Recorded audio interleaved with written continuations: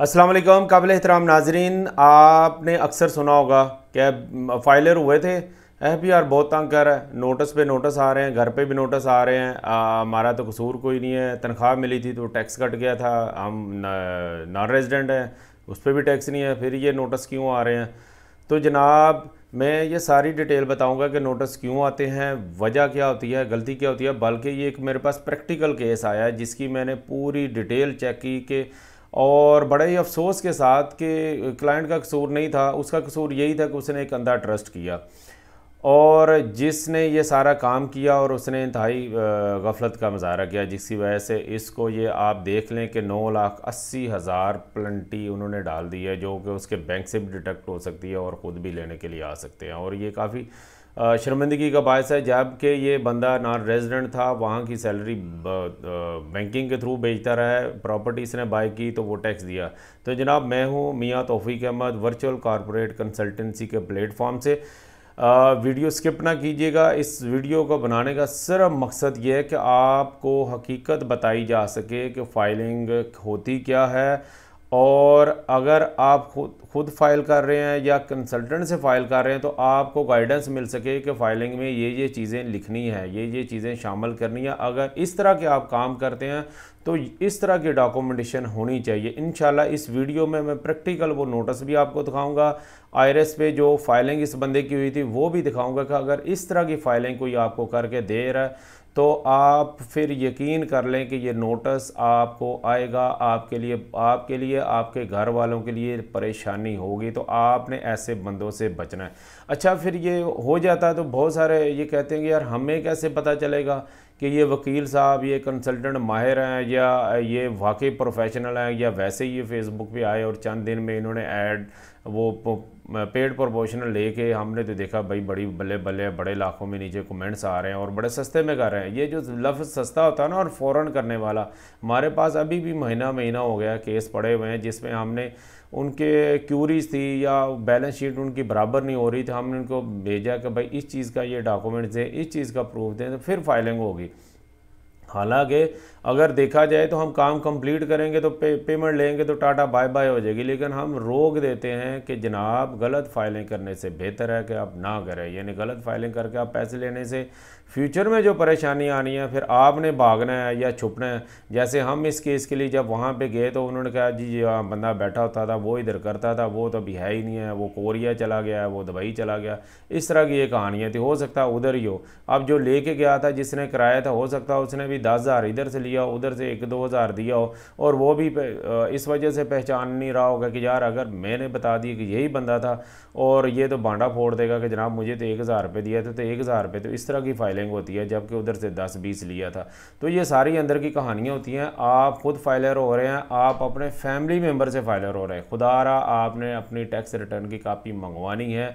बड़ी आसान सी अंग्रेज़ी में लिखी होती है, आप खुद भी मेरे व्लॉग के बाद मैच कर पाएंगे कि क्या क्या चीज़ें होनी चाहिए। अगर ना भी हों तो आपके हरकल बाब में बहुत सारे लोग होते हैं जो इसको जानते हैं, को इसको रिव्यू करा लें, भाई ये मैंने टैक्स रिटर्न फाइल की है, ये मेरी प्रॉपर्टी है, ये प्लाट है, और आप ज़रा चेक कर दो यार ये सही फाइलिंग हुई है। तो 19-20 तो चल जाएगा, 9-19 नहीं चलेगा जैसे कि जनाब इस पे हुआ। तो अभी हम चलते हैं। अच्छा, ये मैं बता दूं कि लोग कहते हैं यार हमें कैसे पता चलेगा कि अच्छा कंसल्टेंट है। तो उसके लिए मेरा एक व्लॉग है, आप यूट्यूब पे जाएं या गूगल पे चले जाएं, तो यहाँ पे सिंपल लिखें how to search good online service provider, ठीक है ना, और नो अबाउट स्कैमर्स, ये आप उर्दू में लिख लें। मेरा व्लॉग नहीं सर्च होगा तो इस तरह के हो सकता है मिलता जुलता आपको मिल जाएगा, नहीं तो इसका डिस्क्रिप्शन में मैं लिंक दे दूंगा। इसमें मैंने पूरी डिटेल बताई है कि फेसबुक पे आपको ऐड आ रहा है, आपको टिकटॉक पे ऐड आ रहा है, आपके इंस्टाग्राम पे आ रहा है, तो आपने कैसे चेक करना है कि ये अथेंटिक बंदा है, कब से काम कर रहा है, और व्हाट्सएप पे उसके नंबर पे सर्चिंग कैसे करनी है। बड़ा आसान है, 2 से 3 मिनट लगेंगे इसमें, जितने इस वीडियो में मैंने स्टेप बताए हैं, और आप जान लेंगे कि जनाब ये बंदे की कैसी क्रेडिबिलिटी है, आप इसे काम करवाएं या ना करवाएं जनाब। तो अब चलते हैं उस पूरी डिटेल पे कि असल में जो मैंने ये केस बताया ये साहब का हुआ क्या था। अब इसकी बैकग्राउंड में चलते हैं जनाब, ठीक है, कि प्लंटी में इनको ये नोटिस आलमोस्ट ये पहला नोटिस इनको आया था। पहले नोटिस में इन्होंने बताया कि जनाब आपने इस तरह की एक प्रॉपर्टी ख़रीदी है, ठीक है, पूरी डिटेल बताई हुई है, ये सीपीआर नंबर भी बताया कि आपने ये सीपीआर के अगेंस्ट इतने की ये प्रॉपर्टी ख़रीदी है, इतना टैक्स बनता था, आपने इतना पे किया है, ठीक है। और इसकी जनाब ये इसकी जो जस्टिफिकेशन है बता दें, इसका इनकम सोर्स बता दें, एक दूसरी प्रॉपर्टी का भी उन्होंने जिक्र किया हुआ है। तो ये 2-3 प्रॉपर्टी इन्होंने ख़रीदी थी और इसकी उन्होंने कहा जी आप फाइलिंग करें, क्योंकि ये आपके एसेट्स में आपकी जो वेल्थ में शो नहीं हो रही जनाब, ठीक है। और इनकम सोर्स आपका क्लियर नहीं है। ये पूरी एक 3-4 पेज की जो स्टोरी है, तो लुब्बे लबाब आपको मैं ये बता रहा हूँ। और ये पहले आता है, आप गलत फाइल, अच्छा ये भी है कि कुछ समझदार बंदे से कराएंगे, इंसान है, गलती हो भी जाती, हो सकता आपने ना बताया हो, उसने ना देखा हो।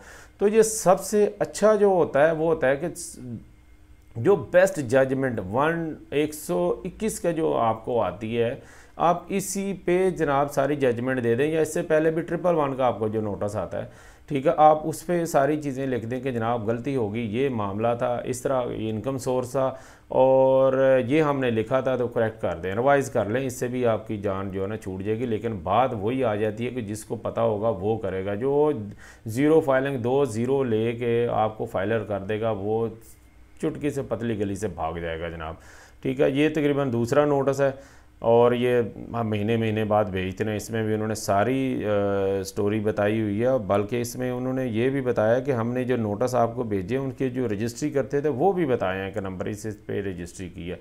अब ये सारी चीज़ें करने के बाद, ठीक है, ये सारे नोटिस भेजने के बाद ये फ़ाइनल मैं नोटिस आपको बता रहा हूँ कि फिर ये जो प्लंटी है ना, ये वाली प्लंटी फिर इम्पोज हुई है जनाब। अब इस को ख़त्म कराने के लिए, अगर लीगल ख़त्म कराएं जो इस फील्ड में है, तो ये 9,800 तो हो सकता है 4-5 लाख रुपया इसको ख़त्म कराने पे ही लग जाए, ठीक है। जो मामला आते हैं वो आपको पता ही है किस तरह होते हैं। तो ये इतना आसान नहीं होता क्योंकि टाइम गुजर चुका होता है आपका।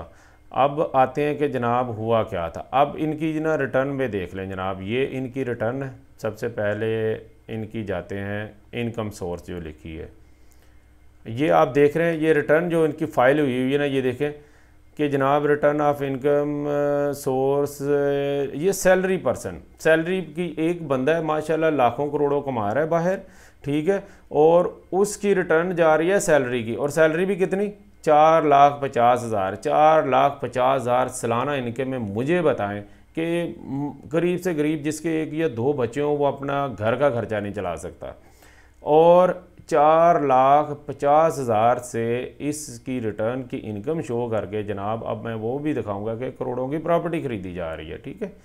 तो फिर ऑर्डर तो आना ही था, आगे चलें जनाब। अच्छा वो इनकम है। इसके बाद ये देख लें, एक तो चलो जी एक बंदे की सैलरी थोड़ी सी है, फ़र्ज़ करें एक स्कूल टीचर है, ठीक है जी, उसकी सैलरी 6-7-8 लाख है, लेकिन उसकी हो सकता है विरासती मामला ठीक हो, उसकी विरासती ज़मीन हो और उसकी जानवर रखे हों 10-20 हो, वहाँ से उसकी इनकम है, और उसकी और फैमिली सपोर्ट बड़ा बहुत अच्छा रोल है। तो वो ऐसा नहीं कि वो तनख्वाह है, उसकी अदर सोर्स भी इनकम है, वो डिक्लियर वहाँ पे होंगे और उससे उसकी माशाल्लाह वेल्थ होगी। ये तो उसने एक शौक के तौर पे टीचिंग कर रहा है या कोई छोटी मोटी जॉब कर रहा है, तो वो जो उसकी वेल्थ है, वो जो उसकी विरासती प्रॉपर्टी है, उससे वो मज़ीद वो प्रॉपर्टी ख़रीदेगा और बिल्कुल उसका लीगल हक़ है। ऐसा नहीं है कि तनख्वाह अगर आपकी कम है तो आप ख़रीद नहीं सकते। मकसद ये होता है कि आपकी जो इनकम है वो डिक्लेयर हो कि कहाँ से आई है जनाब, उधार लेके ली है, बैंक से लीज़ लेके आपने गाड़ी ली है, वो सारी चीज़ें डिक्लेयर कर दे तो कभी भी नोटिस नहीं आता। तो अब आप देख रहे हैं इसके कोई एसेट्स में कुछ लिखा है, बस 0-0 कुछ भी नहीं है। इवन ये भी नहीं लिखा कि एक झोंपड़ी का मालिक है, किसी झोंपड़ी में रह रहा है जनाब, ठीक है जी। आगे ये देखते हैं, ये देखें अभी इसको, ये वही से था अगला पेज दिया कहते हैं इसकी रिटर्न का।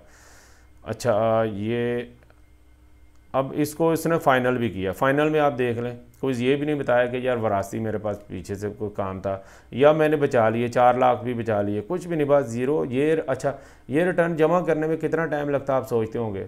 हाँ ज़्यादा से ज़्यादा 20 से 30 सेकंड लगते हैं। 20-30 सेकंड में जितने 2 ज़ीरो डालने हैं, आपकी कोई जिम्मेदारी भी नहीं लेनी, तो भाई उसे भी 500 भी मिल जाए, 1000 भी मिल जाए, उसके लिए तो गनीमत है। खैर और जबकि ये सारी अब आपको बताता हूँ कि इस ये तो थी ना, अब उसी के क्लाइंट का पेज है, ये मैं उसी का पेज है, ये बता रहा हूँ कि इसमें आप देखें कि वो इंटरनेशनल ट्रैवल भी कर रहा है। अब आपको पता है कि कोई दुबई या जद्दा जा रहा है, ठीक है, तो वो कितने का टिकट है, कितने बंदे की हैसियत हो तो बंदा बाहर सफ़र कर सकता है। और इसके नाम पे गाड़ियाँ भी हैं, ठीक है, गाड़ियाँ मैं नहीं बता रहा क्योंकि प्राइवेसी का मैटर है। मैंने जितने भी स्क्रीनशॉट शेयर किए हैं उसमें कोशिश की है कि कोई ये ना पता चले कि जनाब किसका है ये केस है।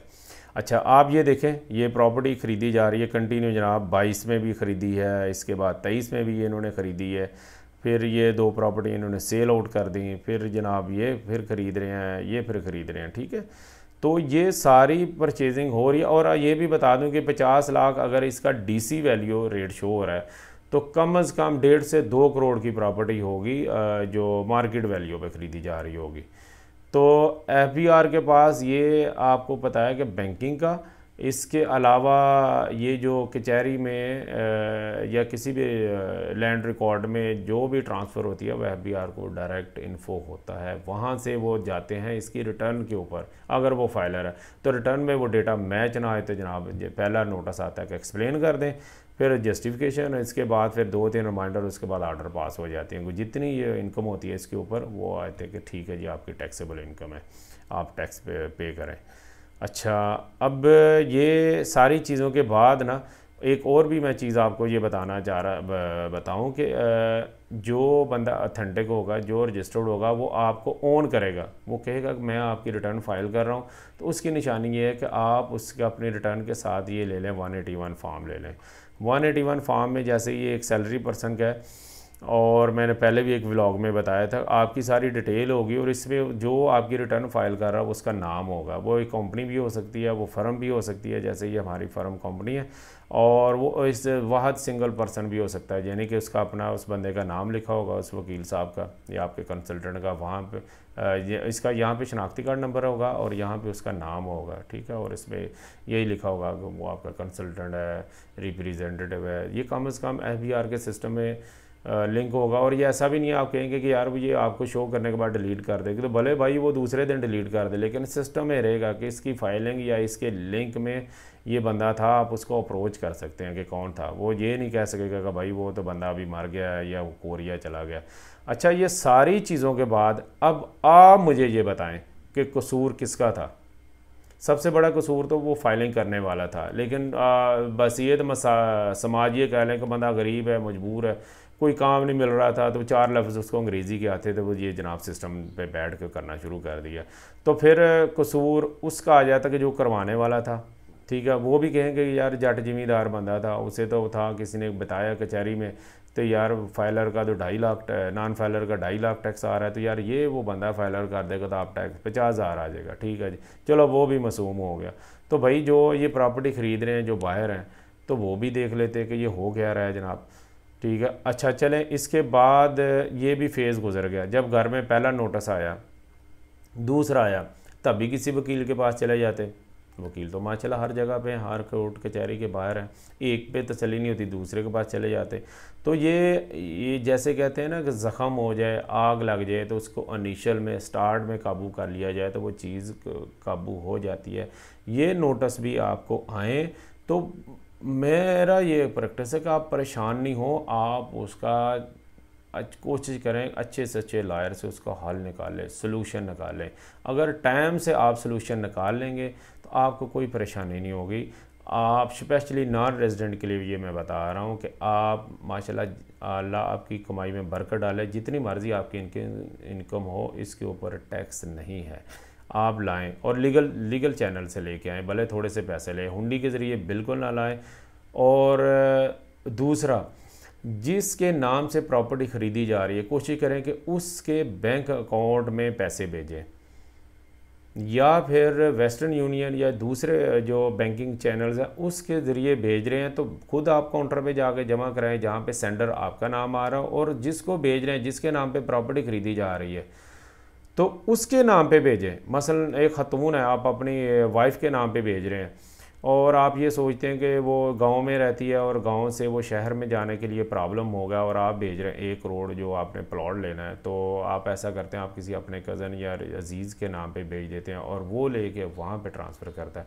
तो इसमें भी जब इस तरह का इशू आ जाए तो फिर उसको जस्टिफाई करने में काफ़ी ज़्यादा चीज़ें लगानी पड़ती हैं कि वो जिस अजीज़ के भेजें उसका रिश्ता लगाएंगे, वो एफिडेविट साथ लगाएंगे कि ये पैसे मुझे इन्होंने भेजे थे, इस माद में भेजे थे और मैंने ये सेम इधर दे दिए थे इस काम के लिए। तो बेहतर है कि नॉर्मल अखराजात के लिए, अच्छा ये सारी चीज़ें ज़्यादा हैं जो लोग हैं जिनकी ज़ाहिर है 12-13 लाख 16 लाख घर भेजते हैं, सालाना बेचते हैं या महाना की बेस पे 1.5-2 लाख बेचते हैं, खर्च हो जाते हैं, उनका कोई मसला नहीं है जनाब। ये मैं बड़ा वेल क्लियर बता रहा हूँ।